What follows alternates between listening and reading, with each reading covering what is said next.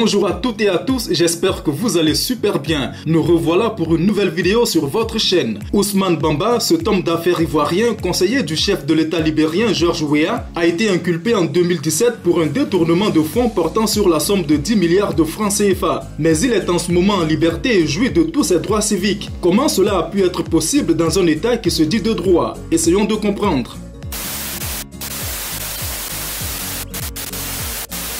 Ousmane Bamba est une personne dont on ne sait pas grand-chose. Cependant, c'est un homme qui arpente les couloirs de certains palais présidentiels africains. Comment s'y prend-il? Personne ne le sait encore. Toujours est-il qu'il s'est révélé au grand public à l'occasion d'une affaire de détournement de 10 milliards de francs CFA dont il est l'auteur. L'homme d'affaires se retrouve aujourd'hui en liberté et cherche même à s'aborder son bienfaiteur et associé René Yediéti, PDG de la Librairie de France. Ousmane Bamba a des accointances avec le pouvoir d'Abidjan du fait de son amitié avec le Premier ministre Ahmed Bakayoko. Un article de la Lettre du Continent daté du 24 avril 2020 a révélé l'octroi d'un marché de livraison de masques anti-Covid-19 par l'État de Côte d'Ivoire à celui que le média présentait comme l'homme d'affaires RHDP. Un contrat évalué à 8 milliards de francs CFA. Ce baron du parti cher à Alassane Ouattara de la ville de Tiébissou est réputé dans le monde des affaires pour ses malversations financières. Pour mémoire, lors de la présidentielle 2020 en Côte d'Ivoire, c'est ce monsieur dont le cortège avait été incendié par des jeunes dans le village de Morefé en provenance de Tiébissou.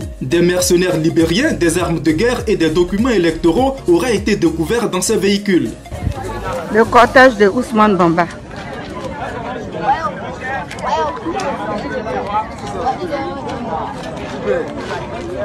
Au total, ça fait 1, 2, 3, 4, 5, 6, 7 voitures.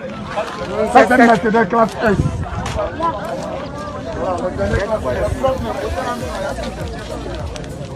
Les points de retrait des cartes d'électeurs. Le quoi?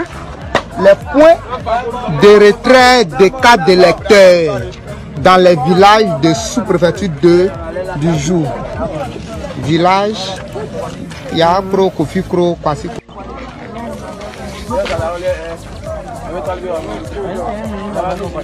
C'est Ousmane Bamba. Ousmane Bamba est son corps. Ils ont marché. Non, on les a envoyés chez les chefs. Ils sont chez les chefs.